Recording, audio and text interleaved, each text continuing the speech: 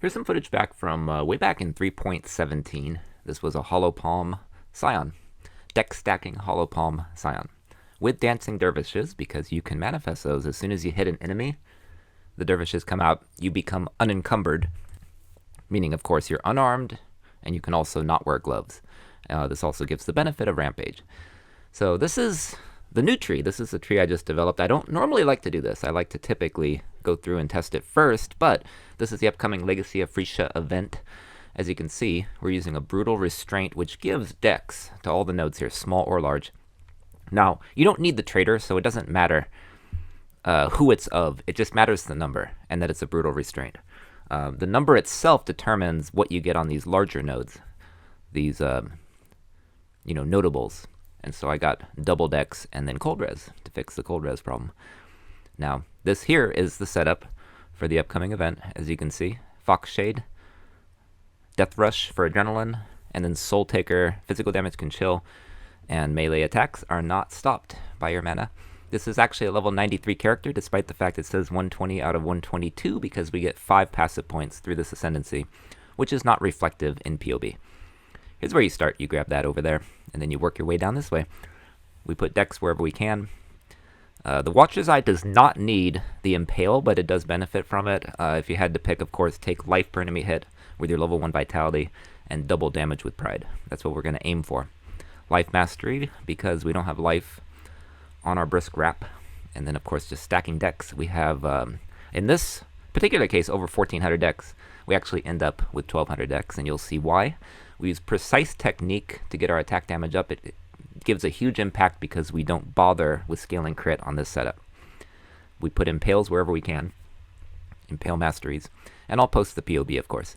I personally am thinking Iron Reflexes will be better in PoE 1. Armor is significantly more impactful than in PoE 2, where Evasion is actually better.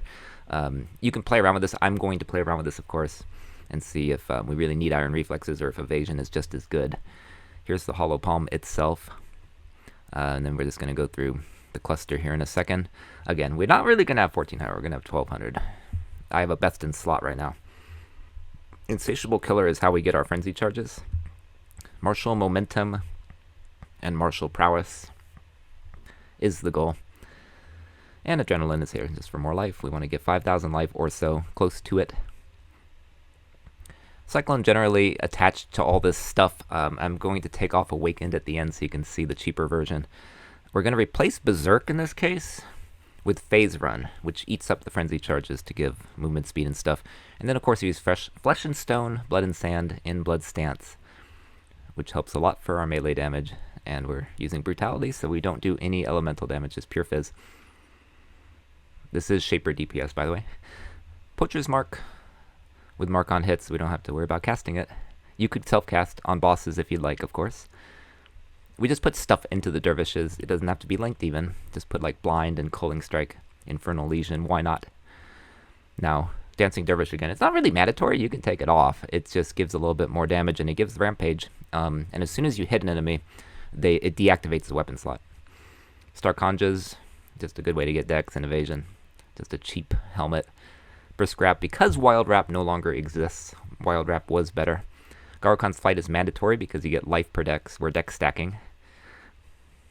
I'm going to skip the amulet. You'll see why, of course. Very difficult to get these rings. We want, of course, to put all of our res and then more dex. And then the Val enchant is the goal, right? 7% each. We may not be able to get that, but I think it'll still work. That's just going to be better if I can pull off getting that gear. Going to be a little bit challenging to get. Especially in a 1-month league, unless it's extended, right? It just scales very well if we can do that. The Stygian Vice, we don't bother corrupting. We just get the rest of our res and some life.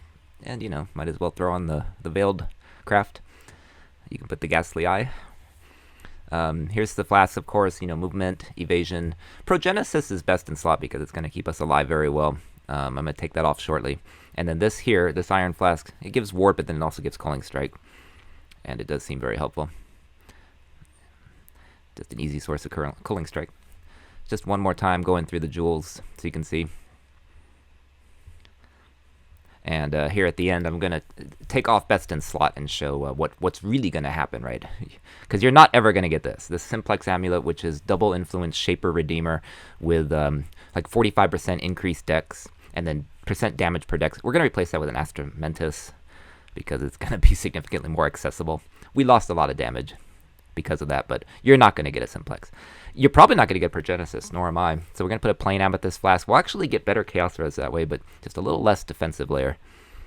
And then the last thing is I'm just going to take off my Awakened Gems here, because they're going to be harder to get, too. Now what happens? What happens to the DPS if you put on plain Brutality and plain melee physical damage support? You could do damage on full life, too, but I do think this is the best here. Put those at 21. This is realistically what we're aiming for. It's a good League starter that way.